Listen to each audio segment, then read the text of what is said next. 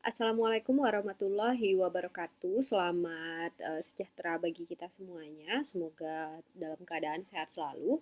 Jadi materi kita di pertemuan yang berikutnya ini adalah terkait dengan fungsi pemasaran di dalam dunia bisnis. Nah, jadi kita akan bicara masalah marketing strategi yang biasanya dilakukan oleh perusahaan-perusahaan yang bergerak di dalam sebuah bisnis barang maupun jasa. Oke, nah apa saja peranan pemasaran dan bentuk-bentuk kegiatannya yang akan kita bahas dalam materi kali ini adalah terkait dengan definisi pemasaran, sumbangan dari pemasaran kepada masyarakat dan perekonomian, strategi pengembangan barang, strategi penetapan harga, strategi pendistribusian ya, pendistribusian barang dan juga strategi mempromosikan barang. Oke. Nah, yang pertama, marketing itu ataupun pemasaran itu sebenarnya apa? Jadi, pemasaran ini merupakan sebuah kegiatan dari perusahaan yang mana kegiatannya itu meliputi ya berbagai jenis kegiatan seperti riset mengenai potensi pasar, kegiatan untuk mengembangkan produk baru, dan juga mempromosikan barang yang dijual. Nah, jadi pemasaran ini sangat penting bagi sebuah perusahaan ya yang bergerak di dalam bidang ataupun kegiatan penjualan barang maupun jasa ya yang kaitannya adalah terkait dengan bagaimana strategi untuk memasarkan barang ataupun jasa tersebut yang tentunya bertujuan untuk memperoleh keuntungan. Makanya dimanapun ya pemasaran ataupun marketing itu merupakan aspek yang sangat vital, yang sangat penting di dalam sebuah perusahaan. Nah, jenis produk yang dipasarkan itu apa saja ya? Jadi jenis produk yang dijual ya di dalam perusahaan ya itu tentunya adalah produk-produk yang bisa dipasarkan. Nah, pada umumnya jenis produk itu terdiri dari barang ya seperti yang kita cerita sebelumnya bahwa ada yang barang. Nah, barang ini adalah jenis produk yang dapat diraba ya, dapat dipegang, dapat dilihat secara mata dan segala macamnya. Jadi memang betul-betul ada ya barang. Nah, barang ini kan banyak sekali ya. Nah, barang ya sumber barang primer, sumber barang sekunder dan segala macamnya. Nah, selanjutnya ada lagi jasa ya. Jasa ini adalah pelayanan-pelayanan yang dihasilkan dari sebuah perusahaan dan juga ada produk lain yang tidak berwujud seperti ide ataupun kesehatan. Nah, ini adalah jenis produk-produk yang biasanya dipasarkan. Nah, untuk barang yang dipasarkan ini digolongkan menjadi barang konsumsi, ya, barang industri ataupun barang modal. Nah, kalau barang konsumsi itu adalah barang yang biasanya kita lihat sehari-hari. Nah, jadi untuk barang konsumsi itu adalah barang yang kita konsumsi sehari-hari. Contohnya ya roti, contohnya beras dan segala macamnya. Nah, yang kedua adalah barang industri ataupun barang modal. Nah, barang industri ataupun barang modal ini adalah barang ya yang digunakan untuk keperluan industri, contohnya mesin, peralatan, dan segala macamnya. Nah, barang-barang tersebut biasanya menjadi suatu aset bagi perusahaan.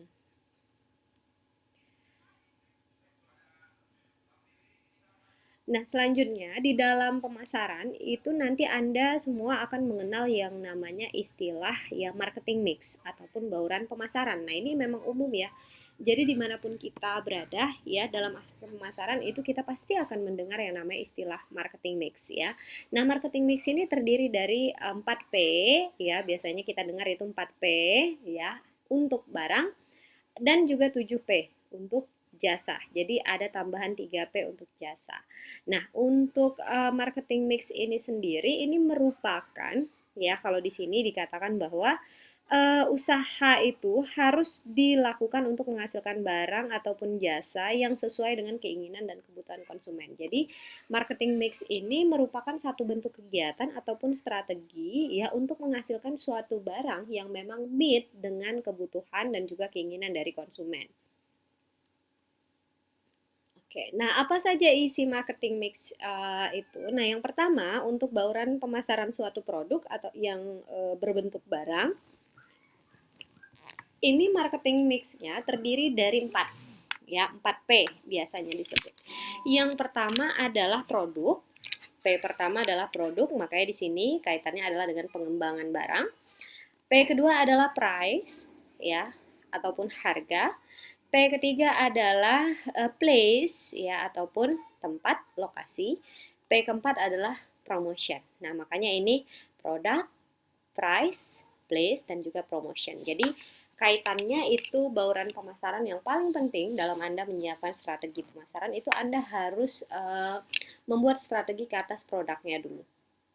Nah, strategi ke atas produknya ini yakni strategi pengembangan barang. Yang pertama, ya, ide barang yang dijual itu apa? Spesifikasi barangnya seperti apa? Desain barangnya seperti apa? Ya, termasuklah ya desain packagingnya seperti apa. Yang barangnya itu berbentuk fisik yang tampak ya, yang memang diharapkan oleh konsumen.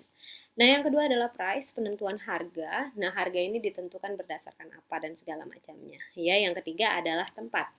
Ya, place, di mana Anda akan memasarkan. Mudah dijangkaukah, strategiskah, dan segala macamnya. Nah, yang terakhir adalah promotion. Promotion ini bagaimana cara Anda mempromosikan kepada konsumen. Karena barang yang dibiarkan begitu saja tanpa adanya promosi, maka tidak akan dikenali oleh konsumen ataupun masyarakat. Nah, kalau untuk di unsur jasa, ya, P-nya itu ditambah 3 lagi. Yang pertama adalah people, yang kedua adalah physical, ya, yang ketiga adalah proses. Nah, kenapa tambahannya 3 ini? Karena jasa itu adalah dari orang ke orang. Ya, jasa akan berjalan ya jika ada orang selaku produsen jasa dan juga ada orang selaku konsumen jasa. Yang dua-duanya sama-sama ya satu memberikan jasa, satu menikmati jasa tersebut. Ya, contohnya jasa salon. Produsennya ada langsung tukang salonnya, ya. Konsumennya ada langsung itu ya menggunakan salonnya, ya. Dari proses ya awal produsen ini mempersiapkan ya kebutuhan salonnya, ya, pelayanan salonnya dan segala macam hingga akhir dua-duanya ini ada. Ya, jadi jika Anda ingin komplain, Anda langsung dapat komplain ke produsennya. Makanya di sini yang terpenting untuk bauran pemasaran jasa itu tambahannya ada 3, yakni people, ya, physical. Physical ini adalah faktor pendukung jasa. Nah, untuk faktor pendukung jasa, ya, faktor pendukung jasa ini tentunya barang, tentunya jasa, ya, itu harus ada hal yang tampaknya, ya, hal yang fisiknya, ya, sebagai pendukungnya. Contohnya, ya, misalkan di sini jasa bank. Anda pergi ke sebuah bank, yang Anda harapkan adalah jasa pelayanan bank, pelayanan teller, pelayanan CS, dan segala macam yang akan dinikmati, yang akan didapat, yang akan diperoleh. Nah, bukti fisiknya tentu harus ada yang mendukungnya. Ya, yang mendukungnya Anda diberikan fasilitas-fasilitas perbankan yang bagus. Misalkan kursi menunggu, ruang menunggu yang empuk, yang enak, dan segala macam. Ruangan berhawa dingin, AC, ya, apa namanya, brosur produk yang jelas, ya, dan juga misalnya ya, misalnya pakaian yang digunakan oleh teller, oleh CS Bank, ya, itu pasti bagus untuk memunculkan bukti fisik yang baik juga kepada pelanggan. Nah, jadi di sini diperlukan aspek yang kedua yakni physical. Nah, yang ketiga adalah proses. Proses ini terkait dengan proses penyampaian jasa. Ya, tentunya prosesnya ini dibutuhkan proses yang memang betul-betul sesuai dengan harapan dan keinginan dari pelanggan. Nah, kalau kaitannya dengan jasa, tentu pelanggan ingin yang seefisien mungkin karena pelayanan nggak ada yang mau lama-lama ya, kecuali memang pelayanan seperti kecantikan ya, pijat refleksi itu biasa kalau yang lebih lama lebih enak bagi pelanggan gitu ya. Tetapi kalau kita ya pelayanan bank misalnya dan lain-lain gitu ya. Nah, itu lebih singkat, lebih efisien ya, malah lebih bagus. Nah, selanjutnya macam-macam strategi pemasaran. Ya, strategi ini dibagi menjadi strategi pengembangan barang, strategi penentuan harga, distribusi barang, dan juga promotion. Nah, ini adalah bauran pemasaran 4P tadi. Oke, nah sekarang kita lihat apa sih sumbangan pemasaran kepada masyarakat dan juga perekonomian. Yang pertama adalah utilitas waktu. Jadi di sini pemasaran ini memberikan sumbangan ya terhadap ya kepuasan dari konsumen dan juga ketepatan pemilihan dan mendapatkan barang dari konsumen. Nah, jadi dengan adanya promosi barang itu kalau sudah sampai ke saya promosinya, saya nggak perlu pusing-pusing lagi untuk menemukan barang yang saya cari karena sudah ada nih promosinya entah melalui iklan TV, media massa dan segala macam dan saya tahu ini harus belinya di sini. Jadi ada utilitas waktu di sana. Nah, yang kedua adalah utilitas tempat. Ya, utilitas tempat ini adalah saya itu kalau ada promosi ya marketing ya terhadap suatu barang, saya lebih mudah ya untuk mengetahui tempatnya. Saya tinggal beli dan segala macamnya. Yang ketiga adalah utilitas bentuk. Ya, utilitas bentuk ini kaitannya adalah tentang bentuk barang yang diinginkan, sesuai atau tidak dengan yang saya inginkan. Yang terakhir adalah utilitas kepemilikan. Ya, utilitas kepemilikan kalau dari produk yang bentuknya barang itu tentunya kepemilikannya itu lebih tinggi. Ya contohnya saja kita beli handphonenya langsung kita terima ya menjadi milik kita. Tetapi kalau produk ya dalam bentuk jasa ya itu utilitas kepemilikannya rendah karena kita tidak bisa memiliki jasa tersebut ya hanya eh, menjalani ya proses dari jasa yang diberikan kepada kita.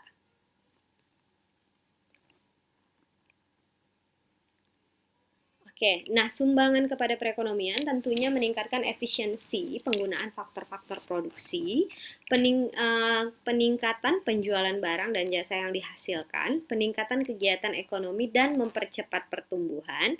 Yang terakhir adalah memacu perkembangan teknologi dan juga barang baru sebagaimana yang sekarang yang kita lihat ya sudah pemasaran sudah masuk ke era digital ya dan juga pengembangan teknologi pemasaran itu memang sudah sangat luar biasa ya dengan munculnya e-commerce ya barangan ya dan juga jasa itu lebih mudah ya diperoleh oleh konsumen dan juga lebih kalau bagi konsumen tentu utilitas yang didapat itu lebih mudah ya lebih mudah lah ya karena sekarang itu sudah serba efisien dan juga cepat ya melalui marketing digital yang telah bermunculan. Nah, strategi pengembangan barang ya. Oke, nah ini adalah barang konsumsi tadi ya.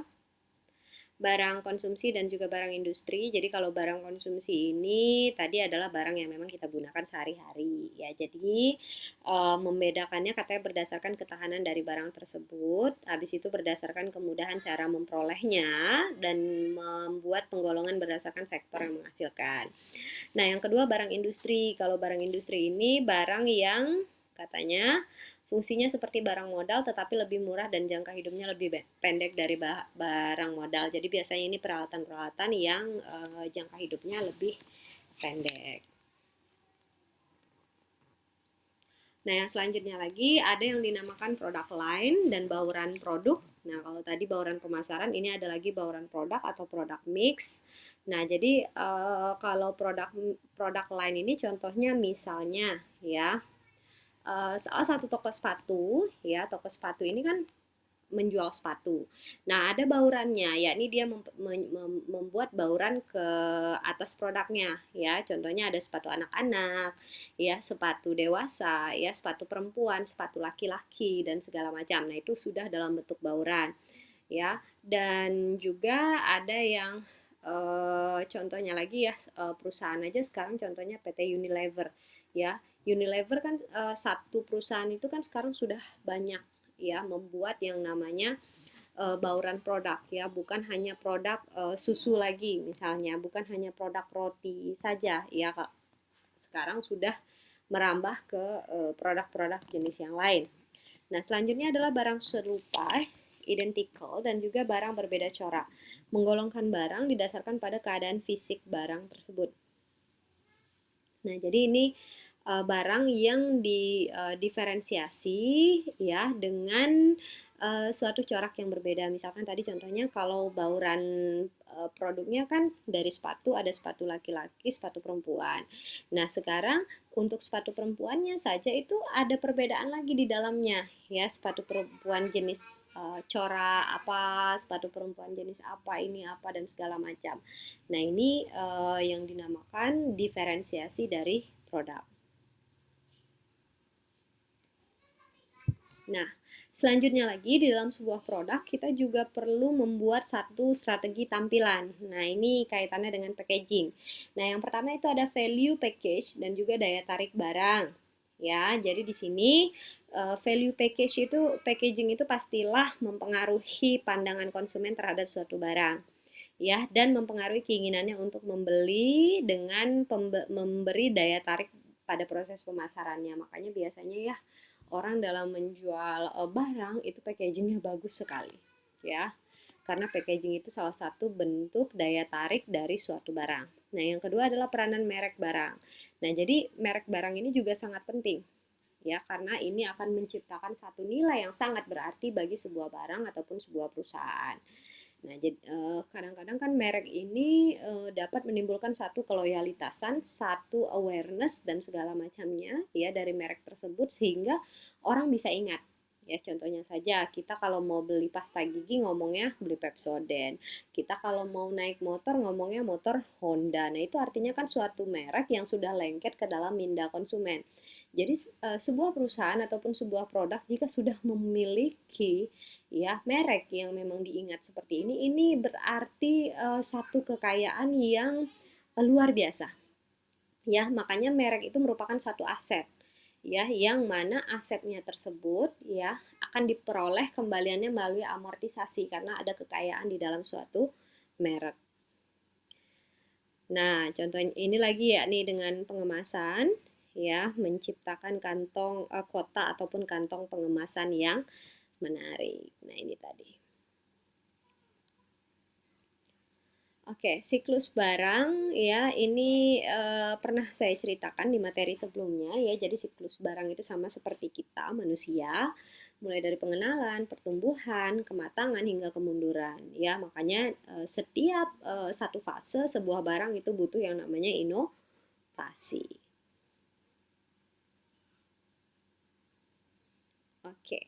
Nah, ini proses pengembangan. Jadi kalau pengembangan barang itu dimulai dari pengumpulan ide dan juga konsep yang dijalankan, ya. Perubahan dan pengembangan ide, mengenal pasti prospek barang yang akan diproduksi, pembuatan model, melakukan penilaian awal terhadap sikap konsumen dan juga memasarkan barang baru. Makanya, biasanya dalam mengembangkan ide-ide terkait dengan suatu barang, itu dibutuhkan adanya konsumen, pelibatan konsumen. Nah, jadi Anda sebagai konsumen itu terlibatnya itu bukan hanya di akhir ya bagi sebuah perusahaan. Anda terlibat itu di awal. Makanya sekarang perusahaan itu banyak yang punya strategi ya, mengajak konsumen untuk mengikuti yang namanya focus group discussion ya, mengajak konsumen untuk memberikan masukan terhadap R&D-nya dan segala macam. Ini konsumen maunya seperti apa sih? Ya, spesifikasi dari pelanggan itu maunya seperti apa. Habis itu banyak juga perusahaan yang membuat survei awal terhadap pelanggan. Fungsinya apa? Fungsinya adalah untuk mengumpulkan ide pengembangan produk. Ya, produk apa kira-kira yang mau dikembangkan ke tahap selanjutnya. Nah, kita masuk ke harga ya, yang kedua. Harga ini yang pertama itu yang paling penting adalah penetapan harga. Kalau sampai salah menetapkan harga, tentu konsumennya akan lari. Ya, makanya di sini ada beberapa hal yang mempengaruhi kebijakan penetapan harga. Yang pertama, mewujudkan keuntungan untuk perusahaan. Yang kedua adalah volume penjualan. Yang ketiga adalah persaingan dari perusahaan lain. Yang keempat adalah pandangan masyarakat terhadap suatu barang. Nah, jadi inilah cara penetapan harga. Yang pertama, harga itu didasarkan kepada harga kompetitif. Misalnya ya, Anda membuat suatu produk pasta gigi yang baru, ya, dan Anda ingin memasarkan. Ya, ini kalau mau dijual dengan harga yang mahal nggak mungkin. Karena apa? karena ini masih baru, ya belum dikenal orang. Kalau dijual terlalu murah pun tidak terlalu memungkinkan. Karena apa? Ini produk baru. Kalau misalkan terlalu murah, ya nanti dikira orang murahan. Ya, kualitasnya tidak ada, ya, dan juga kalau terlalu murah ini tidak sesuai dengan biaya produksinya. Nah, biasanya penetapan harga ini ya dilakukan dengan cara yang pertama, ya, ini penetapan harga kompetitif, ya, dengan menyesuaikan kepada harga pesaing-pesaingnya. Nah, begitu. Nah, yang kedua adalah menentukan harga terobosan. Harga terobosan ini adalah strategi harga, ya, yang mana Anda berani, ya. Anda ini berani, dengan kata lain, ya, ada hal lain yang kemudiankan. Contohnya keuntungan. Saya tidak mau keuntungan saya terlalu besar dan segala macam, ya. Nggak apa-apa lah sedikit di awal, tetapi orang tahu ini kualitasnya bagus dan juga harganya lebih rendah dibanding dengan harga pesaing. Jadi ini bagi perusahaan-perusahaan yang memang betul-betul berani meletak harga. Nah, yang ketiga adalah menetapkan harga berdasarkan permintaan. Ya, jadi ini sesuai dengan melihat situasi dan kondisi permintaan. Yang keempat adalah kepemimpinan harga. Kepemimpinan harga ini biasanya berlaku untuk perusahaan-perusahaan yang sudah besar dan juga memonopoli harga. Ya, biasa perusahaan-perusahaan yang besar memonopoli harga ini dia memang meletakkan harga yang monopoli. Ya, karena dia sudah besar, ya, dan ya kita terpaksa ngikut untuk perusahaan-perusahaan yang kecil. Selanjutnya menjual barang berkualitas dengan harga yang rendah, ya ini juga termasuk sikap yang berani dari produsen. Kebijakan harga tinggi jangka pendek. Nah, ini juga ada. Nah, jadi cara menetapkan harga ini yang mana yang satu yang akan digunakan oleh perusahaan itu tergantung dari strategi perusahaan. Nah, tetapi kebanyakan perusahaan itu menetapkan harga yang kompetitif. Ya, depend on persaingannya lah. Ya, produk pesaingnya itu seperti apa. Jadi, tergantung dengan hal tersebut, ya perusahaan akan menetapkan sebuah harga. Nah, yang selanjutnya aspek distribusi. Ya. Untuk aspek distribusi, ya ini menentukan industri yang akan melakukan kegiatan pendistribusian barang. Yang kedua menentukan cara penyimpanan dan alat-alat pengangkutan yang akan mendistribusikan barang dari pabrik perusahaan ke institusi-institusi yang membantu memasarkan barang ke para konsumen. Nah, distribusi ini kaitannya dengan tempat, ya, dan juga bagaimana cara pendistribusian barang. Nah, distribusi ini penting, ya, karena apa? Karena barang tentunya ingin sampai ke tangan konsumen. Nah, bagaimana caranya? Yaitu tadi, ya, perusahaan memang harus memikirkan betul strategi-strategi transportasi hingga barang sampai ke konsumen. Apalagi sekarang sudah serba online marketing. Nah, distribusinya seperti apa? Nah, itu kan sudah harus dipikirkan oleh perusahaan. Nah, ini adalah jenis institusi pemasaran. Yang pertama pedagang besar, pedagang eceran, dan juga agen pemasaran. Ini sudah pernah diceritakan ya sebelumnya ya. Pedagang besar wholesaler, ya pedagang eceran retailer, ya, agen pemasaran. Nah, ini salah satu bentuk-bentuk pola distribusi barang. Nah, yang selanjutnya adalah strategi promosi. Nah, untuk strategi promosi ini yang pertama, ya, kita itu memberikan informasi mengenai suatu barang, ya, apa saja khasiatnya, di mana bisa diperoleh dan segala macam. Jadi promosi itu adalah suatu strategi memang untuk memperkenalkan barang tersebut secara detail, ya, terkait dengan aspek-aspek apa yang penting yang ingin diketahui oleh pelanggan. Jadi kita sudah sajikan di strategi promosi kita. Nah, selanjutnya lagi, ya tujuannya adalah untuk membujuk, tentunya membujuk konsumen untuk membeli barang tersebut. Yang terakhir adalah mempengaruhi para konsumen. Makanya biasanya kalau orang-orang ya membuat promosi itu gila-gilaan. Ya, diskon sekian persen, ya beli satu gratis dua dan segala macamnya. Nah, tetapi tetap harus diingat ya, strategi promosi tetap harus sesuai dengan etikanya. Etikanya apa? Jangan berkata berlebihan ya, tetapi pada dasarnya ya hal tersebut hanya kebohongan. Nah, itu akan membohongi konsumen ya sehingga nantinya akan merugikan perusahaan. Nah, ini adalah alat-alat promosi. Yang pertama melalui iklan, ya. Yang kedua melalui penjualan langsung kepada konsumen. Itu juga dalam bentuk promosi. Makanya sekarang kita sering lihat ya banyaknya sales ya, SPG cantik-cantik dan segala macam. Nah, itu salah satu strategi promosi ya melalui penjualan langsung. Orangnya harus cantik misalnya ya, dan juga komunikatif agar dapat menyampaikan informasi terkait dengan produk dan barang. Yang ketiga adalah promosi penjualan ya, baik dari brosur dan segala macam. Yang terakhir adalah publisitas. Ya, publisitas ini mungkin di apa namanya itu banner, spanduk dan segala macam.